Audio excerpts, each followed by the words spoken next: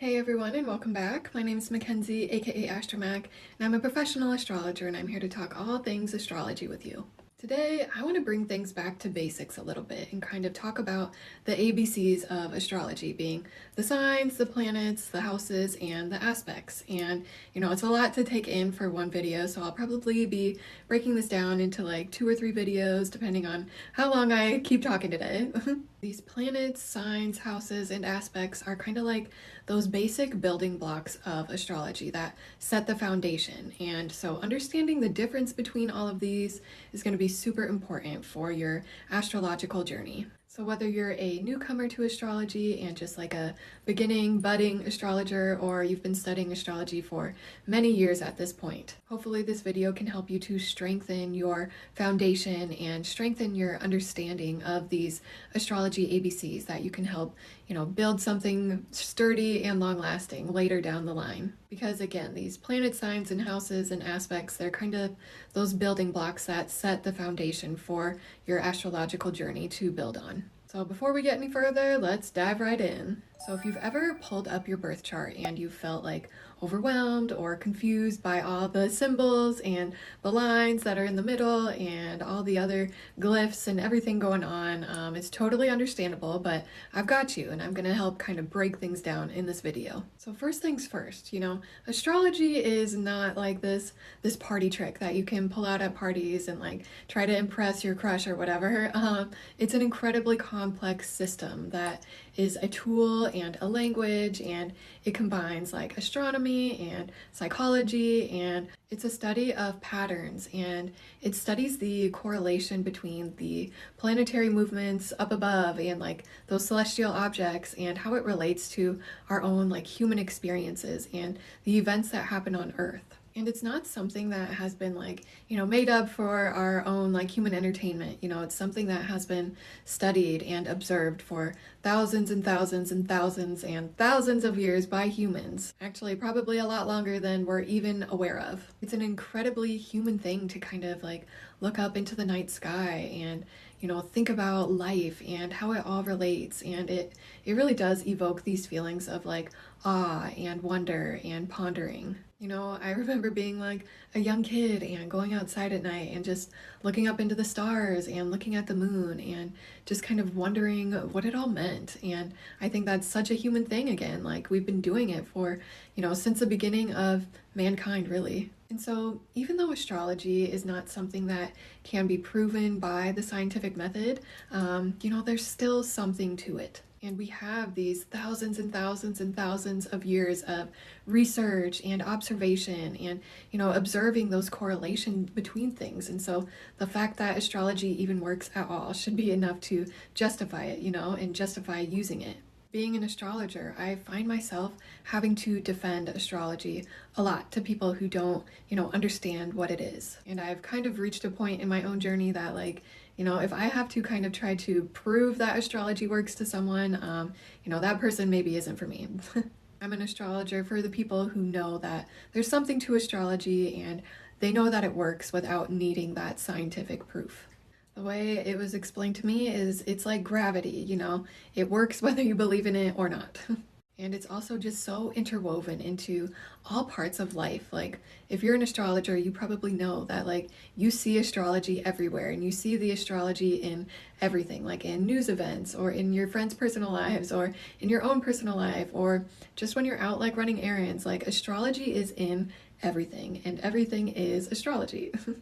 And so again, it's not a science, but it's a field of study that studies patterns and correlations, and it's a language and a tool that can help you to, understand yourself better and understand the people in your life better and understand those relationship dynamics. And it's a tool that can also be used to help you understand certain life experiences and understand like situations you've gone through, and also a tool to just help you navigate life better on this planet, physically as well as spiritually. So yes, it can be a very like intellectual and very cerebral subject where, you read a lot of books and you become like a very like academic astrologer. But there's also an intuitive aspect where it's kind of like you have to be able to pick up on the energy of the person in front of you and pick up on like context clues. And there's also just like a special sauce as well that each astrologer brings to their own practice.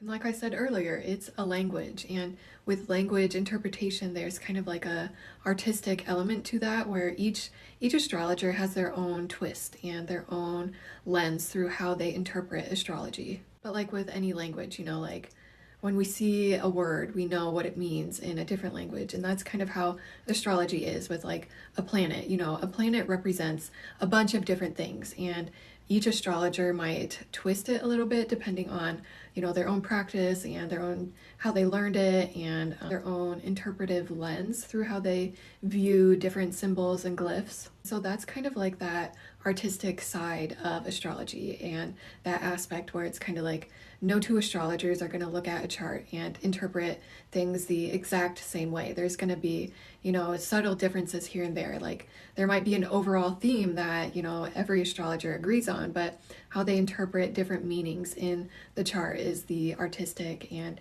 interpreting the language differently.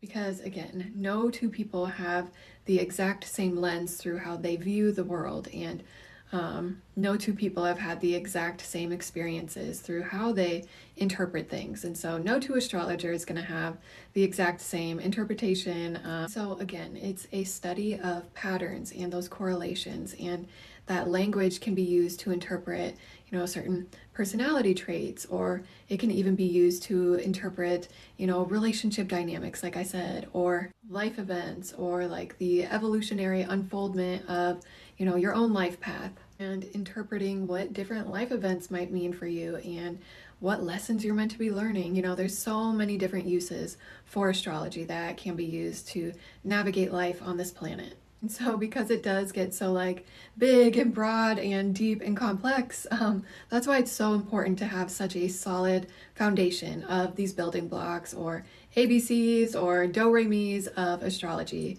however you want to think about it. And at that foundation are these building blocks that are the planet signs, houses, and the aspects. And so having an understanding of these is going to be super fundamental and very important. Like you can't write a whole book without having a very strong understanding of your ABCs first. And so like I said earlier, with this art, it's kind of like everybody has their own perceptual lens through how they view and understand and interpret the language of astrology.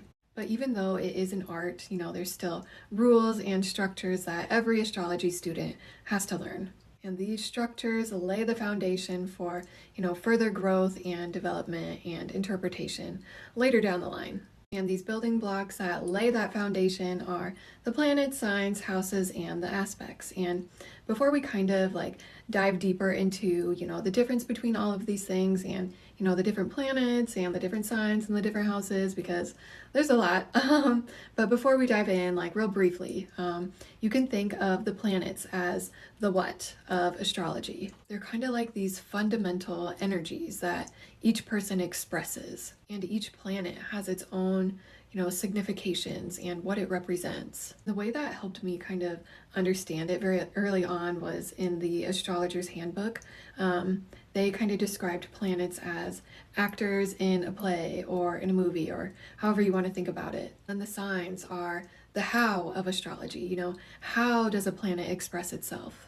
And how does a house show up in our life? Signs are descriptors and archetypes, and they each contain different qualities through how a planet or a house is expressed. There's 12 different signs that all have their own unique qualities and characteristics. And so if we can think about the planets as the actors, then the signs are kind of like the character that that actor is playing, or it could be the costume, or like the lens through how this planet is expressing itself, and the sign really colors how that actor is portraying itself. And then houses are the where of astrology, like, where is this planet expressing itself the most? And so houses just represent different areas of life, or spheres of experience, or even relationships, or even different behaviors. So if we go back to the play analogy, a house is where it's like the stage that a scene is taking place on. Like the stages where these different roles and actors kind of play out. And aspects show the relationship between these different planetary energies. And so you can think of it as like, these aspects are the dialogue between the actors. So when we combine all of these together, that's what really sets that foundation from which chart synthesis and interpretation can really be built on. And so again, these are the astrology ABCs or do re mi. So coming back to these basics over and over again throughout your astrological studies and practice is going to be really important in helping you to better understand astrology, because there's a lot to it. So finally diving in, let's start with the planets. And like I said earlier, planets are the what of astrology, as in what part of you is being expressed. And each planet is like a different character in your own inner world, in your own inner cast. And each planet acts as a unique energy. And you can think of them as like your conscious, like your personality makeup, really. So that includes like your literal life force energy, like what animates your body, and it includes your emotional makeup, and it includes like your values and how you communicate and how you take action and all of those things. Planets are things that we like do. We do our planets.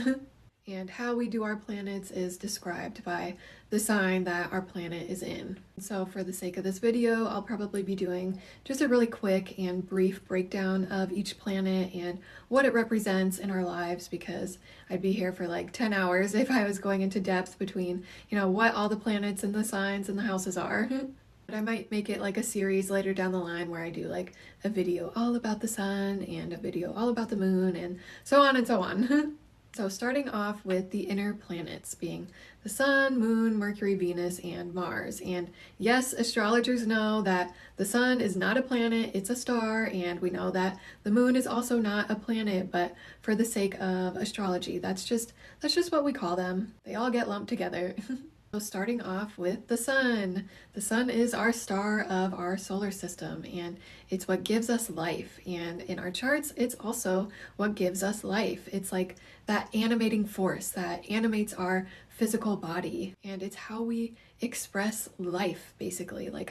It's how we express like our innermost spirit. It's that inner flame inside that keeps our heart beating, and it keeps us expressing ourselves, and how we express ourselves is dependent on the sign that your sun is in. It's our identity and our core essence and like our life force generator. It's literally what keeps us alive. And so at its essence, it's really what makes you you. And again, it's like how you express like your inner spirit, and it's also that urge for creative expression.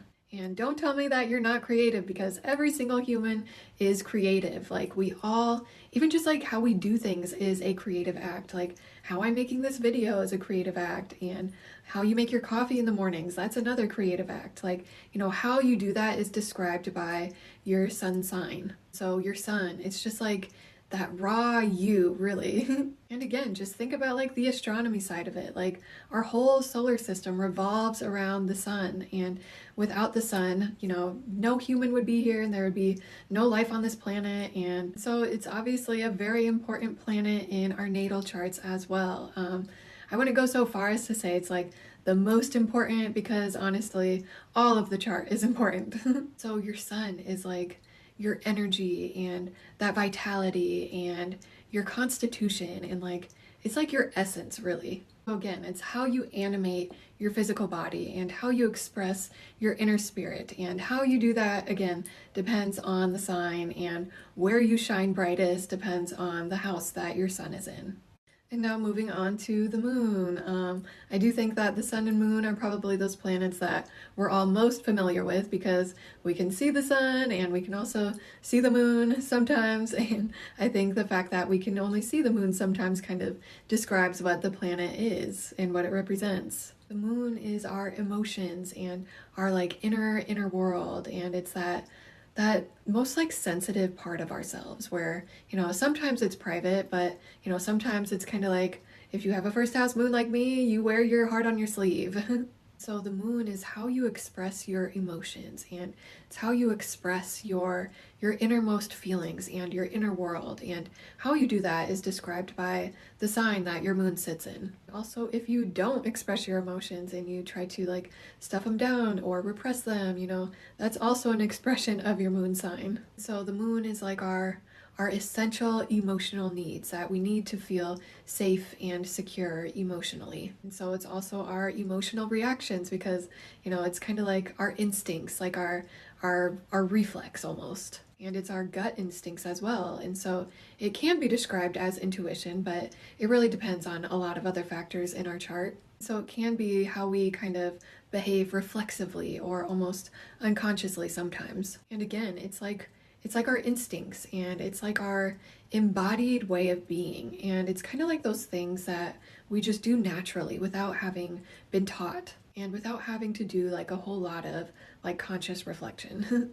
It can also describe our mother because it's how we like to be mothered and how we like to be taken care of and how we like to be nurtured. And it's also how you mother and how you take care of others. So basically it's like our inner emotional world and our emotional makeup and our emotional needs and also that fulfillment. And now moving on to Mercury, and I'm utilizing my Mercury right now because Mercury is how we communicate and it's also how we think and it's also like our mental processes really. It's like how we take in information and process it and digest it. And it's also how we share that information and express our thoughts and ideas and opinions. It's also our perceptions, and depending on what sign and what house Mercury sits in, kind of describes where we perceive and process and articulate our ideas and other information.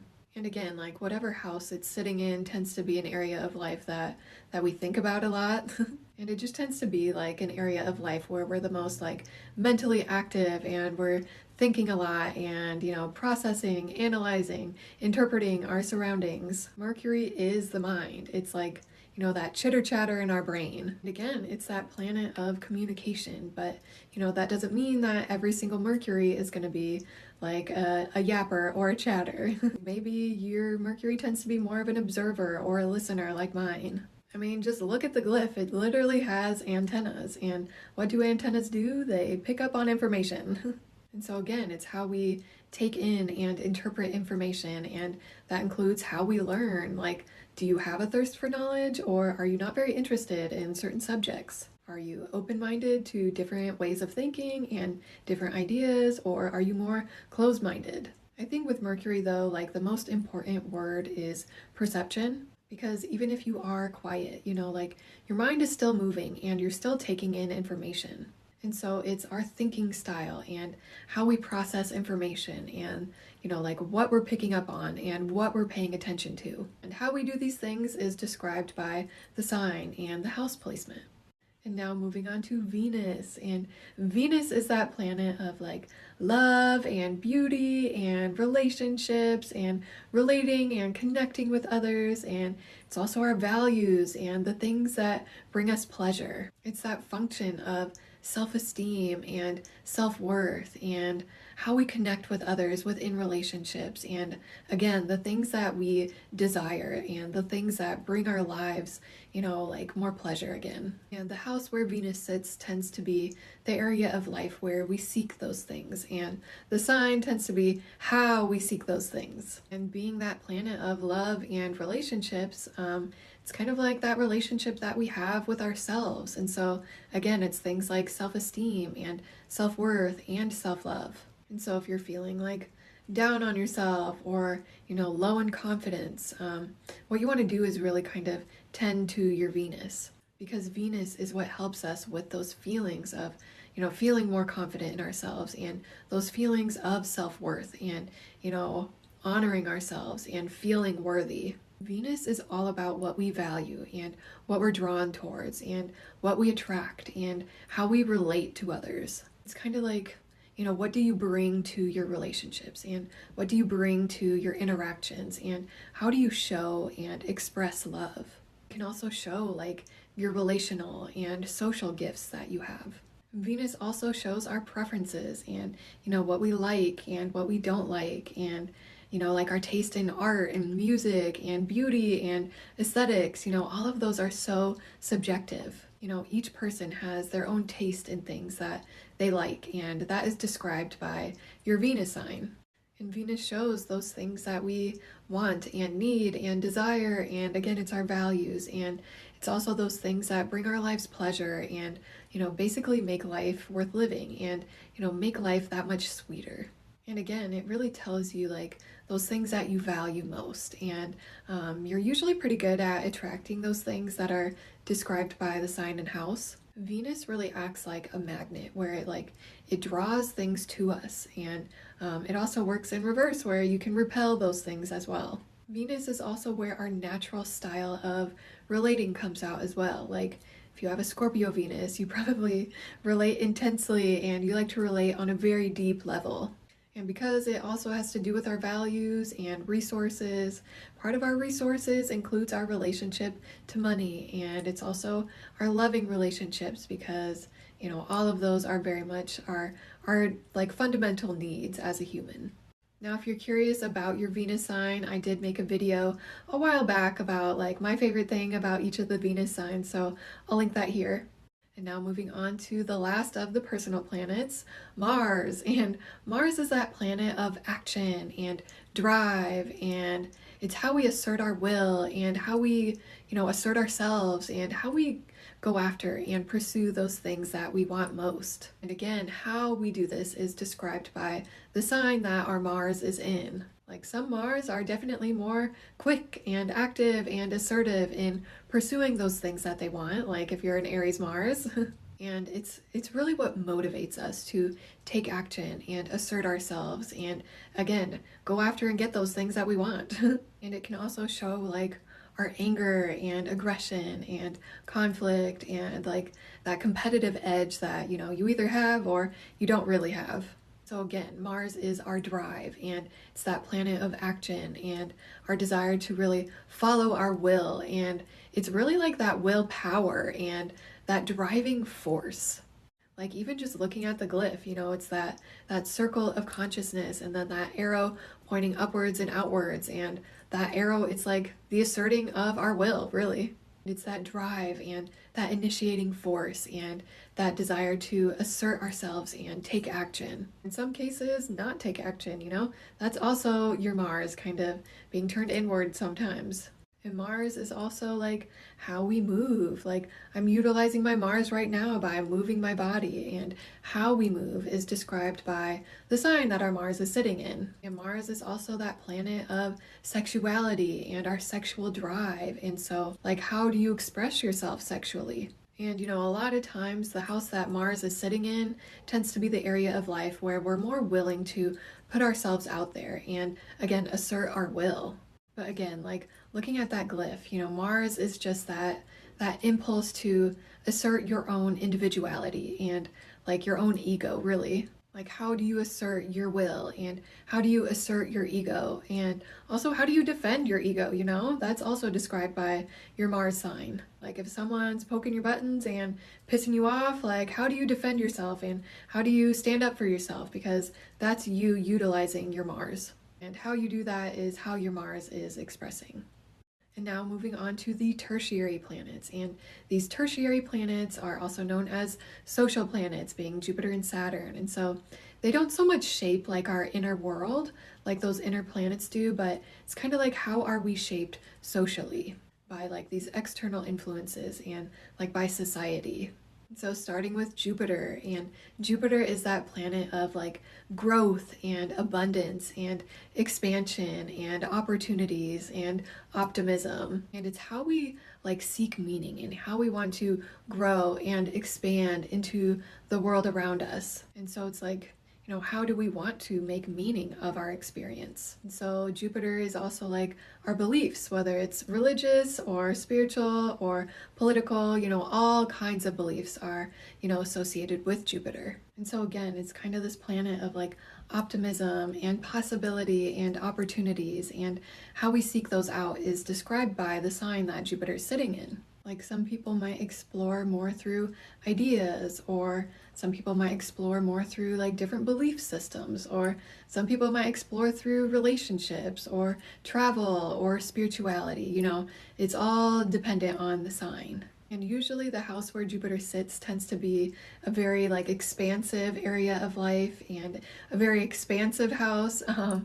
Jupiter is that planet of like more is more is more, and it tends to act as a magnifying lens. So it's just like a very big area of life. And like thinking astronomically, Jupiter is the biggest planet in our solar system, and it kind of protects and shields Earth from, a lot of like space debris. So it's also that planet of protection sometimes. So Jupiter can sometimes also be this planet of excess, being that more is more is more. And so we might have to kind of, learn how to reel it in sometimes, depending on like, what sign it's sitting in and any aspects that it makes to other planets. And speaking of reeling it in, that brings me to Saturn. And Saturn is that second tertiary planet that is just outside of Jupiter. And it's interesting because Saturn is that planet of boundaries. And, before we got these like super detailed telescopes, Saturn was the furthest out planet that we could see. So for a while, it kind of was like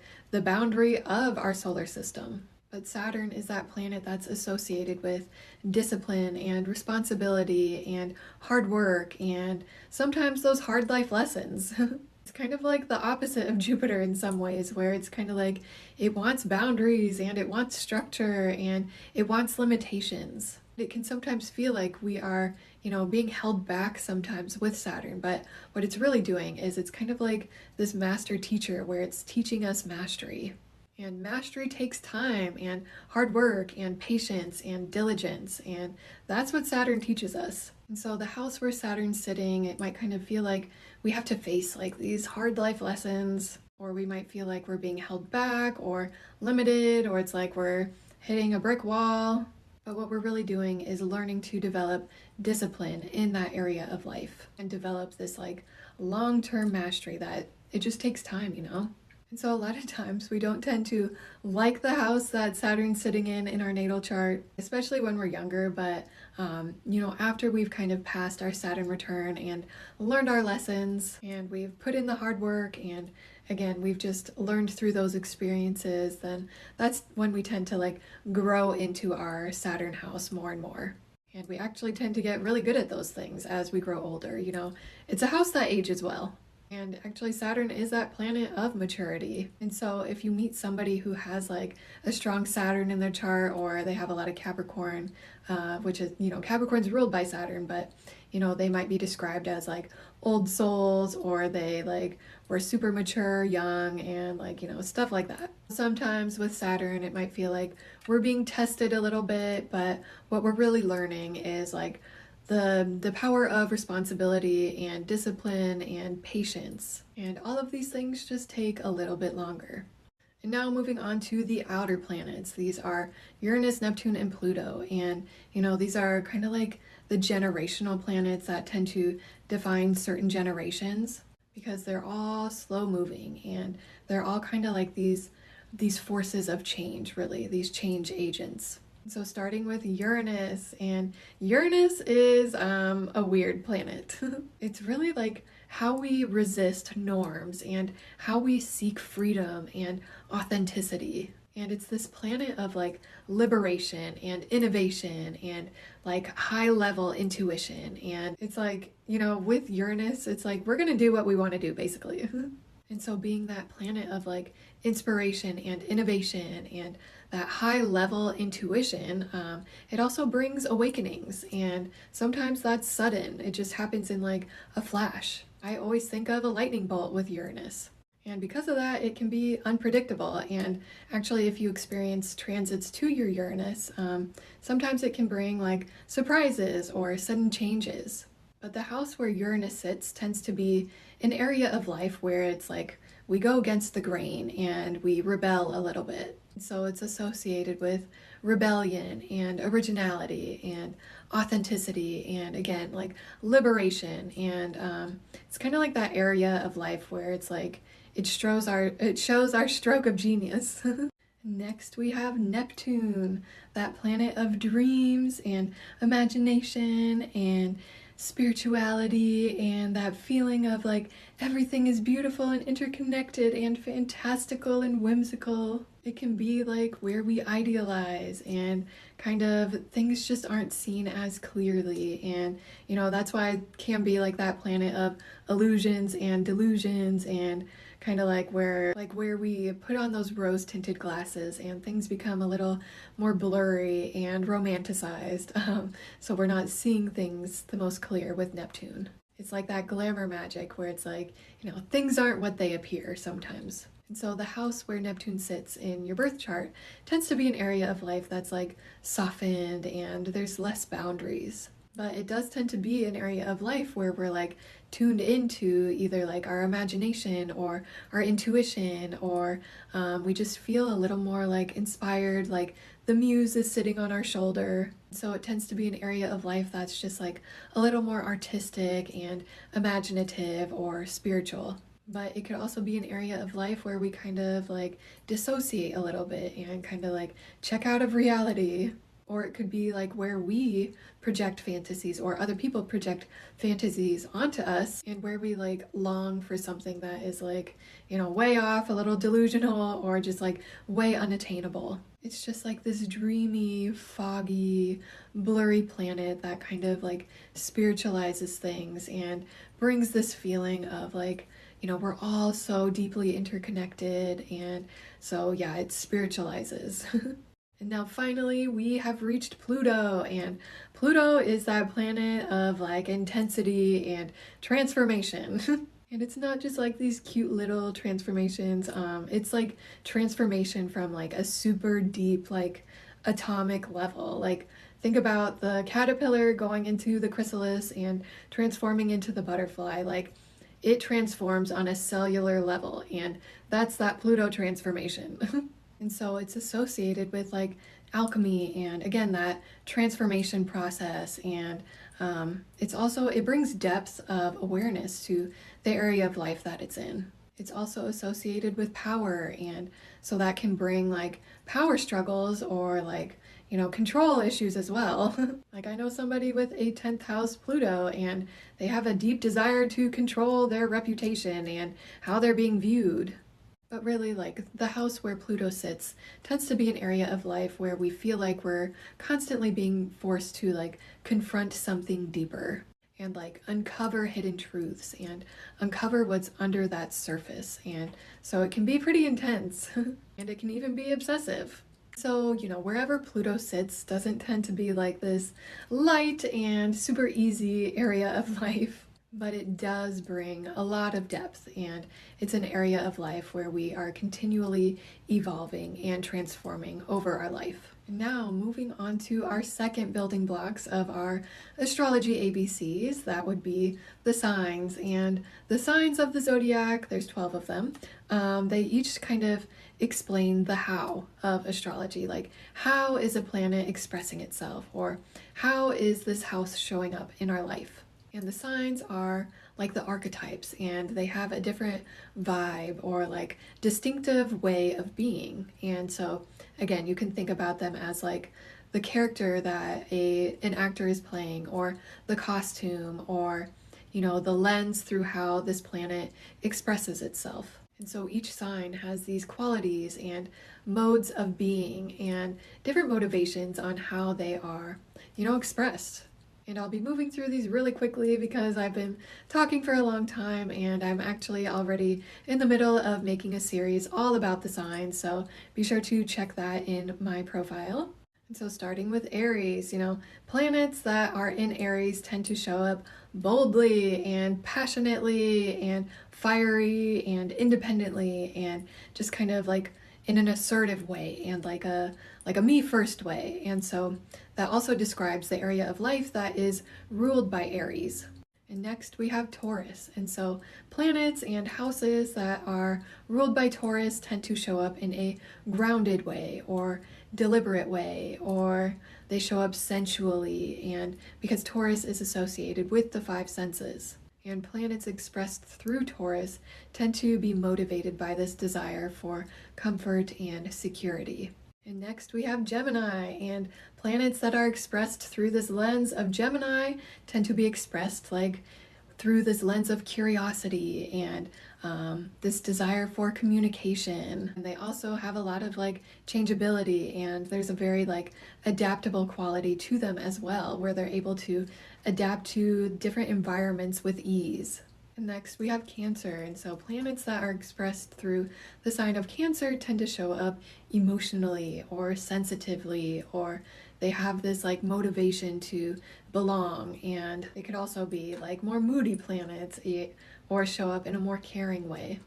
And then we have Leo, and so planets that are expressed through the sign of Leo are all about self-expression and, expressing our sun and doing so with pride and sometimes with like a little bit of a dramatic flair and with a certain level of like confidence and creativity and this need to be like appreciated and seen, really.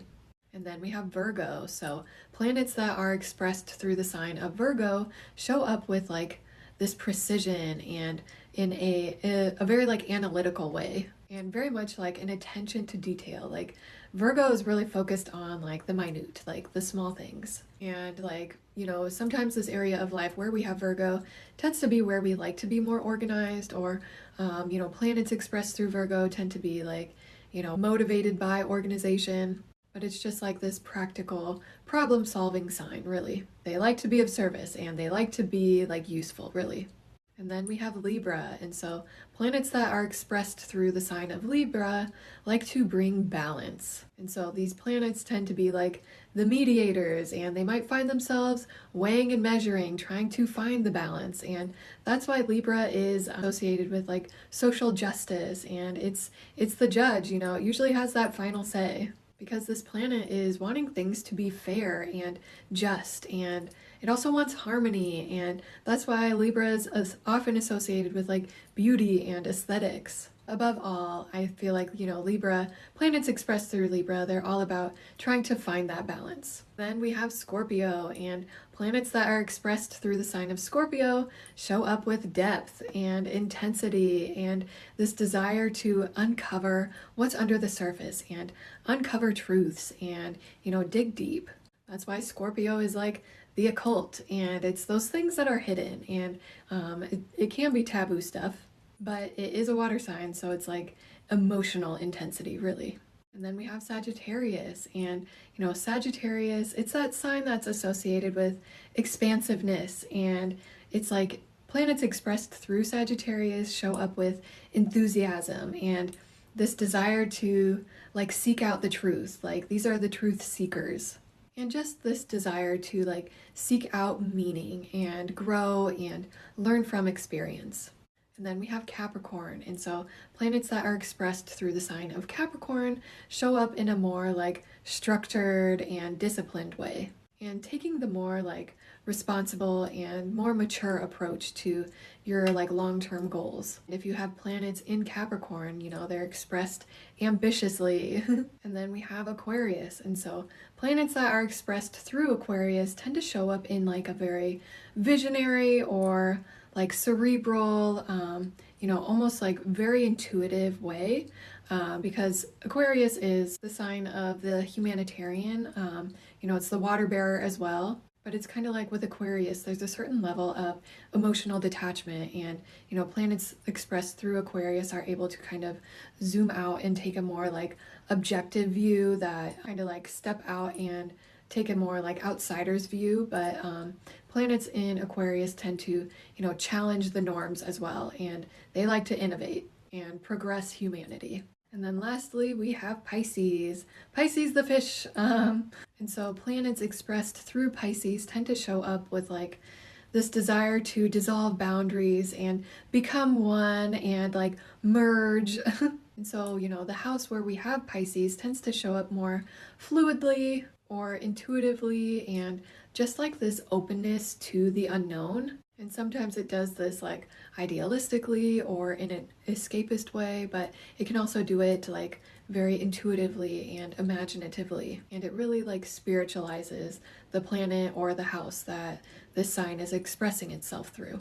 And I think this is where I'm going to stop today, and so be sure to come back for part 2 where I go over the houses and the aspects and, how those form also those building blocks. So to kind of summarize what we talked about, the planets are the what, and, they're like what energy, and the signs describe how that energy expresses, they're the how, and so planets are the actors, and the signs are like what role is that actor playing, or what costume is that character wearing. And then what I'll talk about in part 2 are the houses, and the houses are like the where, what area of life do these planets express themselves in, and then the aspects, and the aspects are like what dialogue, how do these planets communicate with each other?